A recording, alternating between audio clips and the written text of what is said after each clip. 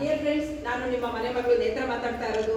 ಇವತ್ತು ಬಾಗ್ಲೂರು ಸಿದ್ಧಾರ್ಥ ನಗರ ಜಾಲಹಳ್ಳಿ ಇಲ್ಲಿಂದ ಮಂಜುಳಾ ಮತ್ತೆ ಸಂದೀಪ್ ಕುಮಾರ್ ಇವರ ಮಗಳಾದ ಶ್ರೀ ನವ್ಯಶ್ರೀ ಹುಟ್ಟುಹಬ್ಬದ ಆಚರಣೆಯನ್ನು ನಮ್ಮ ಶ್ರೀ ಅನ್ನಪೂರ್ಣೇಶ್ವರಿ ಮಾತಾ ಟ್ರಸ್ಟ್ನಲ್ಲಿ ತುಂಬ ವಿಜೃಂಭಣೆಯಿಂದ ಆಚರಿಸಿದ್ರು.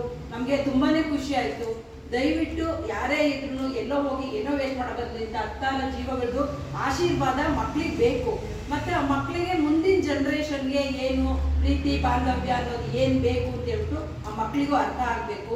ಈಗಿನ ಜನ್ರೇಷನ್ ಅಂದರೆ ಗಂಡ ಹೆಂಡತಿ ಒಂದು ಮಗು ಇಷ್ಟೇ ಅವ್ರದ್ದು ಫ್ಯಾಮಿಲಿ, ಇನ್ನು ಅಜ್ಜಿ ತಾತ ಎಲ್ಲೋ ಇರ್ತಾರೆ. ಹಂಗಾಗಿ ಪ್ರೀತಿ ವಿಶ್ವಾಸ ಅನ್ನೋದು ಏನಂತ ಹೇಳ್ಬಿಟ್ಟು ಮಕ್ಕಳುಗಳಿಗೂ ಕೂಡ ಗೊತ್ತಾಗುತ್ತೆ.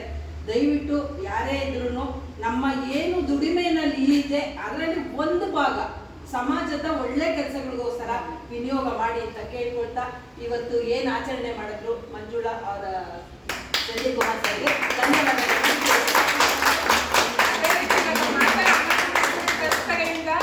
ನಮ್ಮ ಮುದ್ದು ಮಗುಗೆ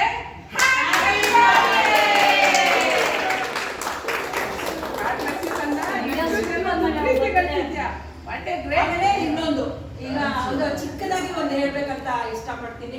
ಈಗ ಈ ಮಗು ಯಾವುದೋ ಒಂದು ಪಿಕ್ನಿಕ್ ಹೋಗುತ್ತೆ ಅಂತ ತಿಳ್ಕೊಳ್ಳಿ.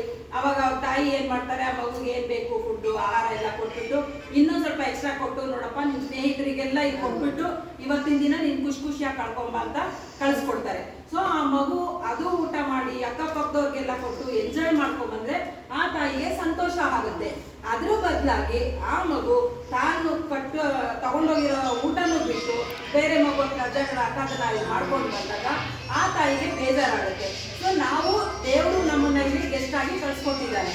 ನಾವು ಇದೇ ರೀತಿ ಎಲ್ರಿಗೂ ಪ್ರೀತಿ ವಿಶ್ವಾಸ ಹಂಚ್ತಾ ಪ್ರತಿಯೊಬ್ಬರಿಗೂ ಸಂತೋಷ ಕೊಡ್ದ ನಾವು ಒಳ್ಳೆ ಗೆಸ್ಟ್ ಆಗಿ ಭೂಮಿ ಮೇಲೆ ಬದುಕಿರೋಣ ಅಂತ ನನ್ನೊಂದು ಆಸೆ.